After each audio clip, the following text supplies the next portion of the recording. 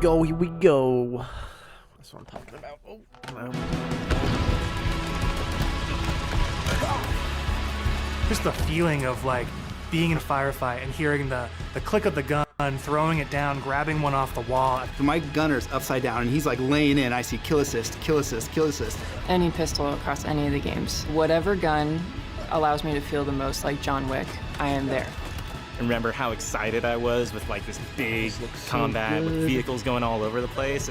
Halo means something different for everyone, right? I think that's what makes Halo great.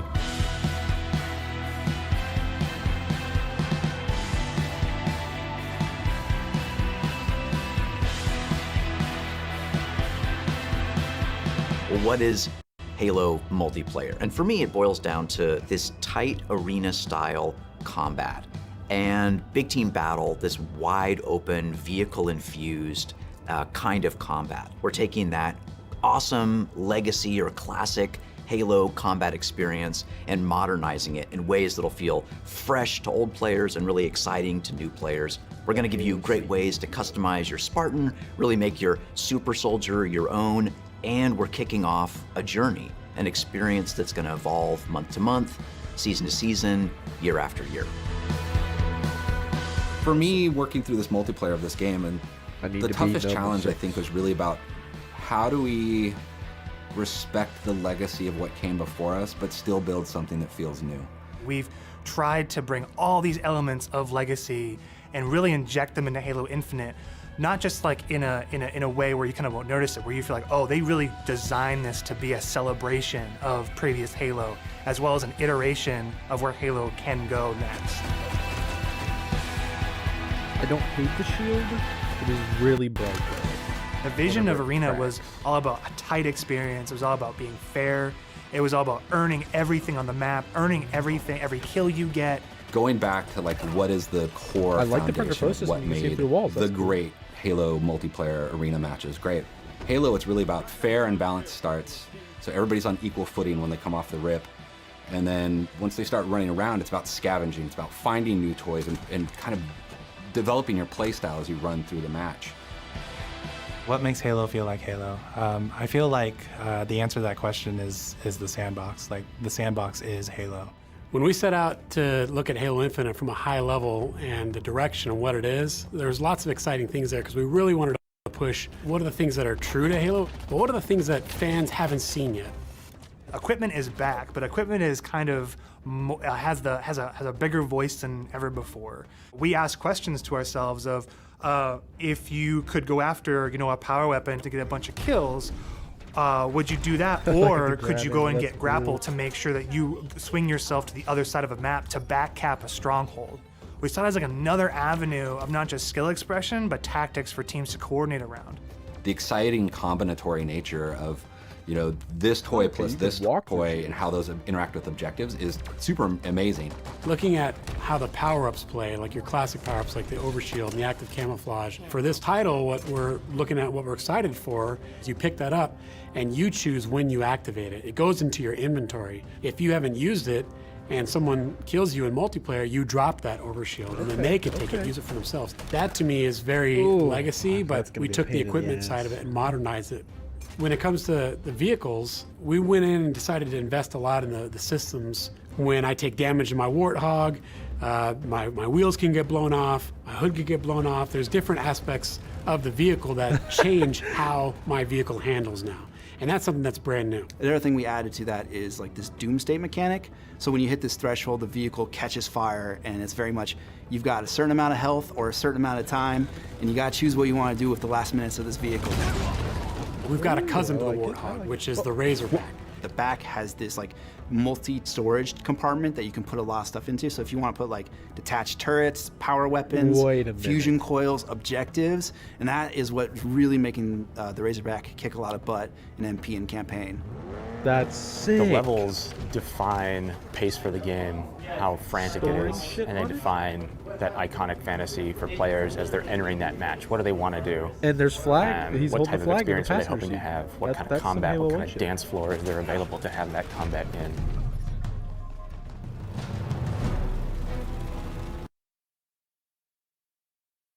Rip the buffer. Fuck. For me, BTB is all about experiencing the full extent of the sandbox of Halo in just one match, right? Like you see the vehicles, the weapons, the equipment. We really wanted to take that kind of concept, those feels you had, playing the previous games, and just turn the volume up. Vehicles are no longer just spawning at bases anymore. We have Pelicans delivering them, and we have a commander in your ear telling you that Pelicans are going to be dropping off these vehicles. Scorpion tank is inbound. We have Halo 2 style Delta Halo mission weapon pods that fall from the sky to resupply the field.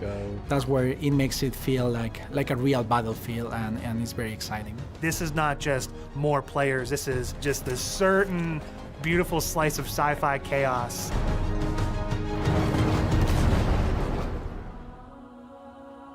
The announcer is your big gameplay moments, your game modes, just like the way it was before.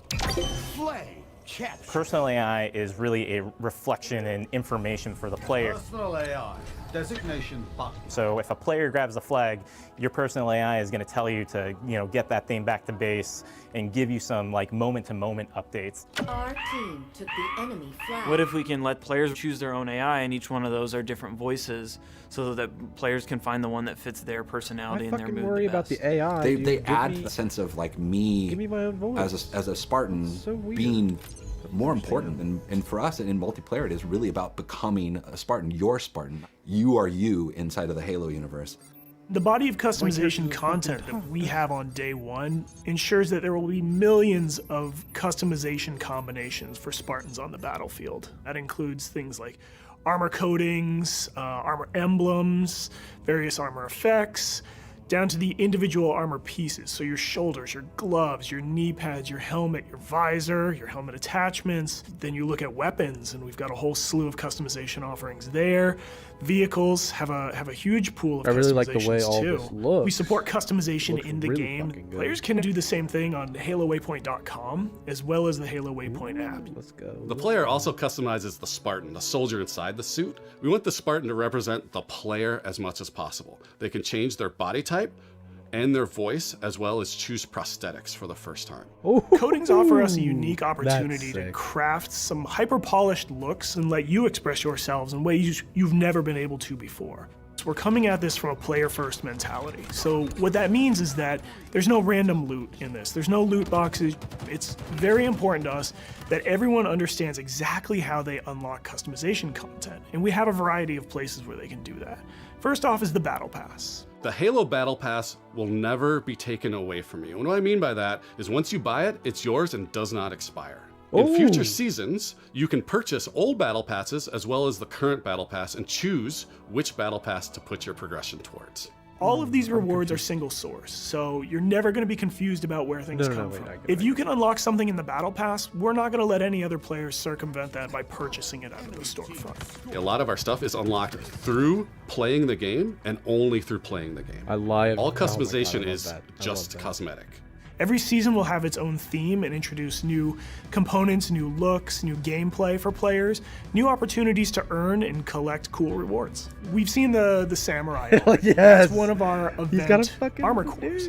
And that's going to be something that players can earn through gameplay for free.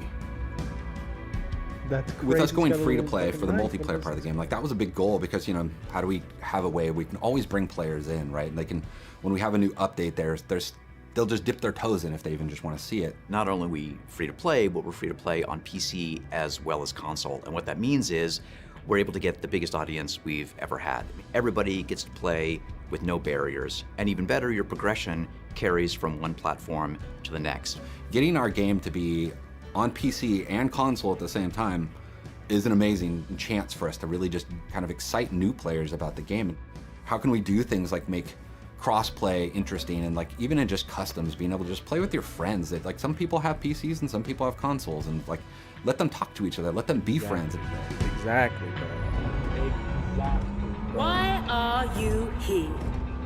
See, I love this. The Academy is a place that you can go with an MP to kind of onboard into the experience. It's great for newer players who are still picking up the controls, and also people who want to warm up before they head into matchmaking. It's a series of experiences both a tutorial to get started for the first time, weapon drills to practice with specific items, and also training mode that you can use to just get warm, explore the game as you want to.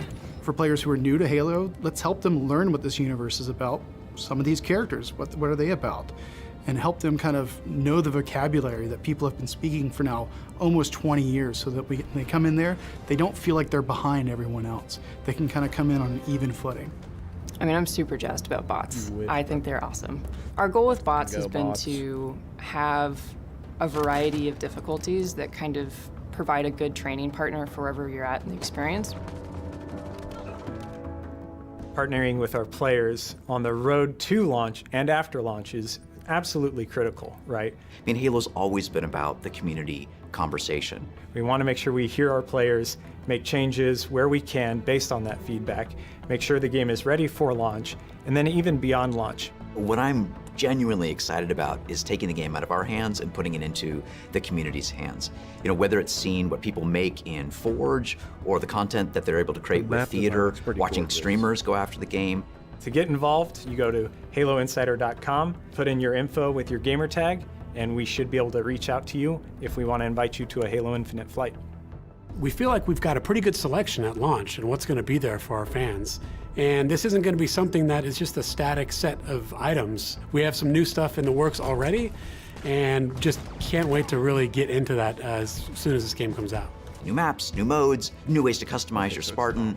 Launch is just the beginning. Now we're just going to be able to talk, interact more frequently, and that's just going to be great. That is the future of Halo Infinite multiplayer. Thank you to the community for all their feedback over the years so far, and I'm looking forward to the road to launch, launch itself, and beyond.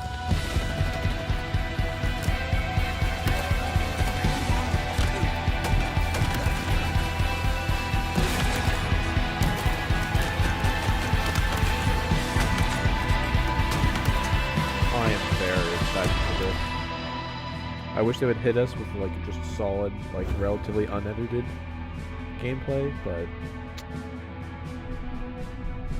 that's more gameplay than we've seen fucking ever for the multiplayer, so that's fucking exciting. That looks really fucking good. I was skeptical at first with that E3 showing, but this, no, that's looking Play it great. day one with Xbox Game Pass. That's looking super fucking good. And I'm very fucking excited for this. I would assume that's everything. Oh, yeah, that looks... Ooh, baby. Yeah, yeah, yeah.